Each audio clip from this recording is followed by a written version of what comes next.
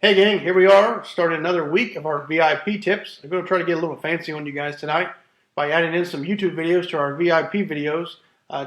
When you see them at the end of this video, just let me know what you think of them. This week we're going to talk a little bit about first aid in a survival situation, and today I wanted to cover some basic first aid techniques that we all should know whether it hits the fan or not. And if all goes well, there should be some YouTube videos that demonstrate each technique I'm going to talk about inside the VIP video that we're watching. Wish me luck, and here goes. So the first technique you should know, and if you don't, you need to learn it, is cleaning and dressing wounds. In a survival situation, gashes, scrapes, and cuts might be an avoidable injury.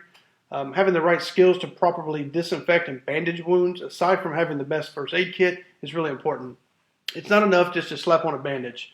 First thing you need to do is determine how big the wound is. Bigger wounds will cause bleeding, so it's important to stop the bleeding first. And then, so here comes our first video. This is by Medic Prepper 611. He's going to show us the best way to dress these wounds.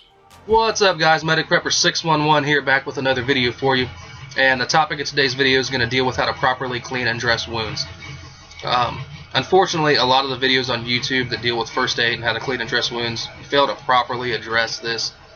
And a lot of the guys just act like you can go ahead and slap a band-aid or a 2x2 on a wound, no matter how that wound was sustained, and you're going to be okay. And in most situations that may be true, but if you're in a wilderness situation or an outdoor situation, that may just not be the case. Properly cleaning and dressing a wound is a very quick and a very simple task, so there's no reason not to do it in the first place. One of the most basic first aid skills that you can learn is how to properly clean and dress a wound. It should be one of the building blocks of the first aid system that you're learning, and it should be one of the first ones that you learn. The majority of the first aid that you're ever going to administer to anybody, whether it be yourself, a friend, a loved one, or anything like that, is going to deal with minor cuts and scrapes. And like I said, this skill becomes even more critical if you're in the out of doors. If you're on an extended hike, a long backpacking trip, or God forbid you find yourself in a survival situation where something's gone wrong and you find yourself injured. Now, even a minor injury can turn deadly if it's not treated and dressed properly. Now, a lot of you guys probably think this is a gross exaggeration and that I'm kind of blowing things out of proportion, but believe me, an infection is a very serious and real risk and can turn deadly if you do not address it properly. So I'm going to go into a little bit of the pathophysiology behind it right now. I don't want to confuse you guys, but I basically want to explain what an infection is and how it starts. An infection starts when you get a cut or a scrape, and you have dirt, debris, or some sort of microorganism on your skin. Now, that microorganism can be in various different forms. It can be bacterial, it can be fungal, and it can also be viral. And what happens is once this enters your body, it basically reproduces over and over again, and at the same time it releases toxins into your system. So, naturally what's going to happen on any given day is once that bacteria or fungal or virus enters the body, your body's going to release an immune response to try to combat that. And generally, when you're healthy and you're at home on any given day, normally you're sleeping well, you're eating well, you're in good health, your body's natural immune response is going to be enough to combat that. But if you're in the out of doors and you're in a survival situation and you have a lack of sleep, you're extremely fatigued, you haven't been eating properly, and things along those lines, your body's natural immune response is going to be suppressed and may not be enough to combat that. So with that said, it becomes even more crucial at that point to go ahead and make sure you clean and properly dress that wound to make sure that you take those steps to try to clean it out, so what little immune response your body does have will hopefully be enough to combat that infection. And in general, most infections will be local in nature. That means that if you get a cut on your arm, most of the signs and symptoms you see will be localized to that arm. And a lot of those are going to be, pain at that site, redness, swelling, pus buildup, a little bit of a milky discharge, things along those lines. But left untreated, that infection can turn much worse and can actually turn into something called sepsis. And what sepsis is, it's an infection that actually moves into your bloodstream and moves throughout your body. And the signs and symptoms of sepsis actually get a lot worse. They can progress to a very, very high fever, somewhere around the 103, 104 range. You can also have a decreased mental status to the point basically where you become unconscious. You're also going to have labored breathing and a low blood pressure. And if all of those signs and symptoms set in at the same time, your travel is going to be almost impossible. And if you were trying to effect self-rescue out in a wilderness situation, once you get to that point, there's no way you're going to get out by yourself. You're going to need help to get out of that situation. And that is a silly problem to have if you have some sort of a minor injury on your arm and you fail to address it properly to begin with. The best way to prevent an infection is good hygiene. And how that relates to a wound is just properly clean it and properly dress it from the beginning. If you take those steps before you even get to the point of where you wrap that thing up, you really shouldn't even have to worry about an infection. You know, because you're in the out of doors, you're away from the definitive care of a hospital, and it's best just to try to prevent it altogether.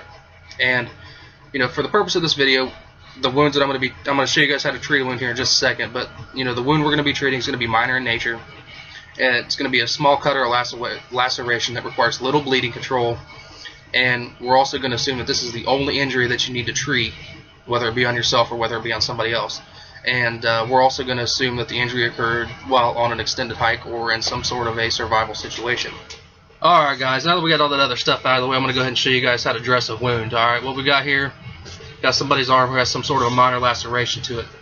First step you're going to want to do is you're going to want to expose that site so you have plenty of room to work and you can visually see what you're working with. Now, as you can see here, this obviously is going to be a problem. We have a fully exposed arm. Next thing you're going to want to do is assess the bleeding of the arm. Easiest thing to do, what I like to do, is just go ahead and cover that wound automatically with the dressing, put a little bit of pressure on it. And then what I'm going to do, being it looks minor and I don't see it spurting anywhere, so I'm just going to clean that off a little bit and make sure that we put a little bit of pressure on that right there, okay? So I don't see any more soaking through, I don't see any blood dripping around, so we know it's going to be minor in nature, alright? Next thing you want to do is you're going to want to start to clean that wound. Now there's multiple options available. My first choice is always an antiseptic cleansing agent of some sort, whether it's in a bottle or a wipe form. And always when you start with, anytime you're cleaning that wound, you always want to start on the inside and work your way out, because if you start from the outside and work your way in, you're going to drag all that dirt from around that area directly back into that wound. So start on the wound site and work your way back out, alright? So we're going to put this on here, and as I start to clean, I'm going to clean in small circles and work my way out, and I'm going to clean an area that's twice the size of the area that the wound was in, alright? I'm going to do it once. I'm going to grab another antiseptic wipe, and I'm going to do the same thing in a large area, twice the size of that wound. Alright, now doing it twice, you're going to make sure that you get as much of that stuff off there as you can. And as you can see, even on that second wipe, there's plenty of stuff left on that, alright? Now, after you've got done cleaning the wound, the next thing you can do is apply some sort of a topical triple antibiotic ointment to the to the wound. You get two benefits from that. The first being that you're going to get the medication that's included in that cream, and then the second benefit is going to be that it's going to help any dressing or bandage that you put on that wound to not stick to it. So I'm going to go ahead and apply it to the dressing that I'm putting on here right now. I applied it liberally. That's on here. I'm going to spread that around a little bit, and then I'm going to go ahead and cover the injured area just like this, okay? We're going to keep that on there. It's nice and wet. You want to make sure that the bandage that you're going to put on there is going to be just a little bit larger than the wound itself, so that it covers the entire area and it's nice and covered. And if you're dealing with an injury that's sustained when you're in the out of doors or in an area that's going to be less than ideal, and you know that there's a possible for secondary contamination from water, rain, dirt, and things like that, what I would always do is I would go ahead and take some sort of a roller gauze, and I would apply roller gauze to this wound as well. Not as any sort of pressure dressing, but as some sort of a secondary protection to make sure that we keep the wound covered and we keep the wound clean. Alright? So you're just going to go ahead and roll this all the way around the arm. You want to go a little bit above and a little bit below that injury. You're not trying to put pressure on it. All you're trying to do is cover that wound and keep any dirt or anything from getting into it. Alright? So we're going to go ahead and roll this all the way around. We're going to go a little bit above it.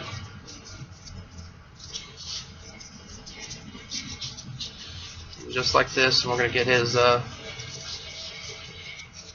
bracelet here out of the way. Alright, now what we would do is we'd go ahead and cut this right here, and then we would tape that. So what we got the 2x2 on there that would be a non-adherent pad with the triple antibiotic ointment, and then with a roller gauze around it. That's going to provide enough protection to make sure that if he gets his arm a little bit wet or he gets a little bit of dirt on it, it's going to keep that wound clean.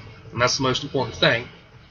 In addition to that, I would try to change this at least once a day at minimum. And every time you change out this dressing, go ahead and clean that wound again using the same procedure. 2 times, work from the inside out, and go ahead and apply another layer of that triple antibiotic ointment to make sure that you're getting all those antibiotics in there, and you're going to keep anything you put on there from sticking to that wound. Alright guys, it's going to be the end of the video. If you liked it, please comment, like, subscribe. We'll have more good videos coming for you soon. Take care. The next skill you need to learn is how to make a makeshift splint or sling. This is one of the most important first aid skills you can learn. Broken bones and sprains are pretty much inevitable in an outdoor survival or emergency situation. The main key to a fast recovery would be protecting and avoiding further damage by completely immobilizing the part where the injury is. Here's the folks from Howcast to demonstrate making a sling. How to make a sling. Making a sling is a simple procedure, and it's very handy to immobilize an injured shoulder, arm, or collarbone. You will need a large piece of cloth, scissors, a long, thin piece of cloth. Optional, a long sleeve shirt or sweater. Step 1. Cut a large piece of cloth into a square that's at least 40 inches on each side. If necessary, dress any wounds or make a splint before putting the arm in a sling. Step 2. Fold the cloth diagonally in half, forming a triangle. Step 3. Drape the triangle so its base runs up and down the chest opposite the injured side, with the top corner dangling over and behind the shoulder on the uninjured side, and the bottom corner hanging below the waist. The corner opposite the base should wrap partway around the waist, lying between the torso and the injured arm's elbow. Step 4. Gently support the injured arm at the elbow across the torso. Step 5. Lift the bottom corner up so the sling now cradles the injured arm. The hand should extend just past the base of the triangle, and the elbow should be supported by the corner that's opposite the base. Drape that same corner you just lifted over and behind the shoulder above the injured arm. Step 6. Tie the two corners that are behind either shoulder to each other so they loop behind the neck, adjusting the knot so the elbow is bent at a right angle, not drooping low or pulled too high. If you don't have a piece of cloth available, you can use a long sleeve shirt or sweater. Simply tie the sleeves together behind the neck and anchor the arm with the body of the shirt. Step 7. To further immobilize the arm, wrap a long, thin piece of cloth around the body to keep the arm securely against the body.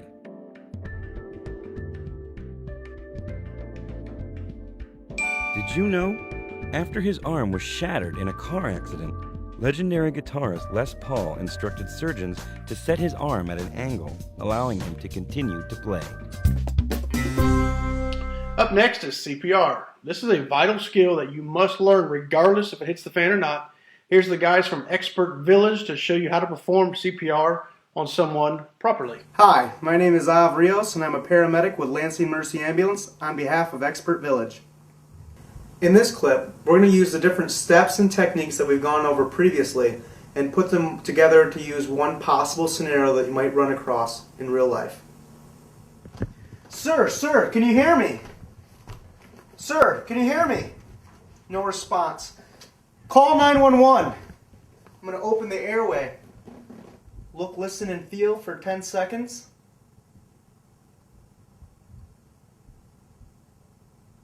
I don't see or feel any breathing. I'm going to go ahead and give a ventilation now.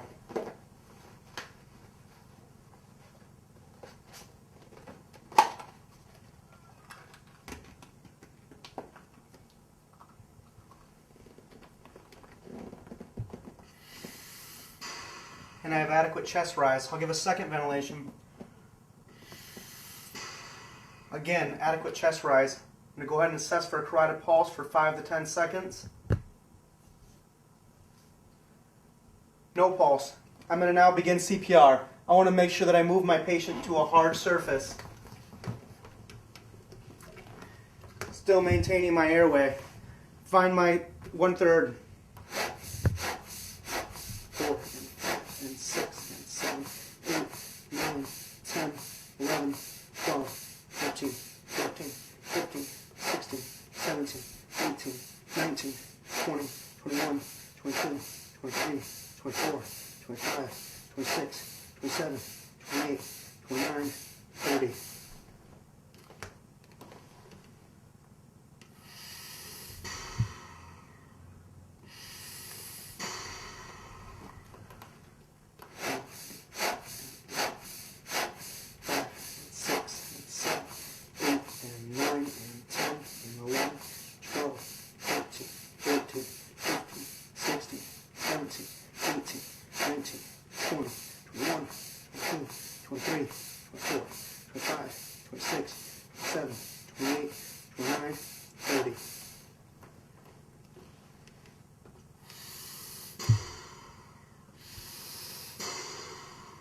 I just completed 2 cycles of my ratio of 30 to 2 compressions.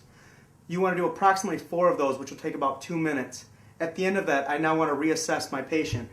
I don't need to check for responsiveness because I can tell my patient has no change in it. I do, though, want to look, listen, and feel.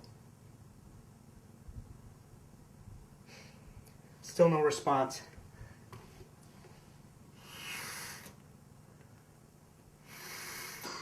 Didn't get my first ventilation in. I want to make sure I reposition the head.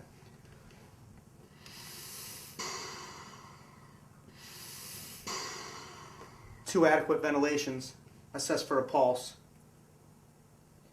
If still no pulse, I would continue CPR and wait for EMS to arrive. If there was a pulse, it's safe to say that you should give another round of CPR for at least 2 more minutes just to kind of help the heart. It's just been restarted and it could use your help kind of assisting it while pumping. If the patient does at any point wake up though, it's safe to say that you can stop your CPR. The 4th skill on our list is the Heimlich maneuver. This is another vital first aid skill to know. I guess all 5 skills we're talking about are vital, especially in a survival situation, where having people in your group can keep you safe and help protect your location. Here's another video from Halcast, and of course this one shows how to perform the Heimlich maneuver. So what do you do when someone's choking? Say you and a friend are out in a restaurant and all of a sudden they start choking. So I'm going to have my friend Hannah come over here. And we're out, we're having a good time, we're eating, and all of a sudden she seems like she's choking. First you ask, are you okay? And oftentimes the international sign for choking is this, okay? They're like, I can't breathe, something's going on. If you're around other people, you want to get them to help you. You want to, if you're in a restaurant or a place of business, have someone call out for help and have people help you out. Tell them what you're doing. Don't just attack them because that will just heighten their anxiety and their panic. So what you're going to do is you're going to stand behind them and you're going to wrap your arms all the way around, okay? And you want to you find their belly button with your pinky, make a fist, put the pinky on the belly button, then roll it up so your thumb is, the knuckle of your thumb is right there. And then you thrust, you pull it in and up, and I'm not going to do it as hard. In and up until they can dislodge what is in there and they can breathe again. Don't go crazy like in the movies and start slapping their back and like wrestling. Sometimes people get carried away and they want to slap your back and they just end up hurting you. If the person is pregnant or a larger person, and you can't get your arms all the way around to where their belly button is, you're going to want to go higher up to where their breastbone is. So say Hannah is pregnant, congratulations. You wrap around, you find their breastbone, and then you just do the same thing, in and up until they dislodge whatever is in their throat and they can breathe again. If the person is so big, if you're a small person and you have a big strapping person with you who's choking and you just can't even do that, you can assist them into doing a self-Heimlich maneuver on a chair or a surface that will get to their diaphragm. You just lean them over and kind of talk them through it. Stay calm. The more panicky you get, the more panicky they're going to get. They're already in a state of anxiety because they can't breathe, which is normal. So if they lose consciousness and they fall to the floor, you're going to lay them down, you're going to roll them over, and then you're same thing. You're going to find the belly button, roll up, and you're going to thrust while they're on the floor until that comes out or until help arrives. Continue trying to do the thrusts and trying to get them to get that out of their throat so they can breathe again, and just stay with them until help arrives. The last skill I want to talk about is treating shock. Too much blood loss will result in a drop in blood pressure. Very low blood pressure can be fatal to a person in just a matter of minutes. If you are unsuccessful in stopping the bleeding, then you need to administer shock treatment if necessary. This video is from Just Do It Guides, and they show you how to treat a shock victim. Shock is a life-threatening condition and occurs when the blood flow to vital organs is critically reduced and deprives the organ of oxygen. It is simply described as the lack of oxygenated blood to the body's vital organs. Major causes of shock include heart attack, severe blood loss from uncontrolled internal or external bleeding, and also conditions known as dehydration, severe infection, poisons, persistent vomiting, and diarrhea. The recognition, signs, and symptoms: a rapid, weak pulse, pale, blue-grey, cold, clammy skin, nausea and thirst, rapid, shallow breathing, unconsciousness, Let's now look at the treatment. First of all, it is important to treat the cause, whether that is a bleed, a burn or an injury. If the injuries allow, lay the casualty down and then raise and support their legs. This action will help keep the blood at the body's vital organs. Be aware of injuries such as a spinal injury or an injury to the legs. So if, for example, a casualty has a fracture to one leg, then to treat for medical shock, you should raise simply the other leg. You should loosen tight clothing and keep the casualty warm with items such as blankets or coats, but ensure that you insulate any cold ground. Call 999, calm and reassure your casualty, whilst monitoring the airway and breathing at all times. If the casualty becomes unresponsive and unconscious and is not breathing normally, then you should carry out the procedure for basic life support. So, in summary, shock is life-threatening. Don't forget to treat for shock when managing more obvious injuries. Lay the casualty down and raise their legs if injuries allow. Dial 999. All right, gang, that'll do it for today's video. Lots of editing to do on my part, but I think it should turn out pretty cool. Let me know what you think, and if you like these kind of videos, maybe we'll do more of them. When we're bringing in other videos from YouTube or Facebook, whatever, we can get them embedded into our VIP training. I think it's important to be able to demonstrate these skills and techniques, and if I can't do it right here in this little studio, I don't see anything wrong with finding people that can and bringing their videos in, as long as I tell you where they're from. Let me know what you think about them. And with that being said, I'm going to sign off. I've been up since 3:15 this morning. Got to love when the day job changes your hours. But anyway, as always, if you need anything, let me know. I'm here for you. And with that, we'll see you tomorrow.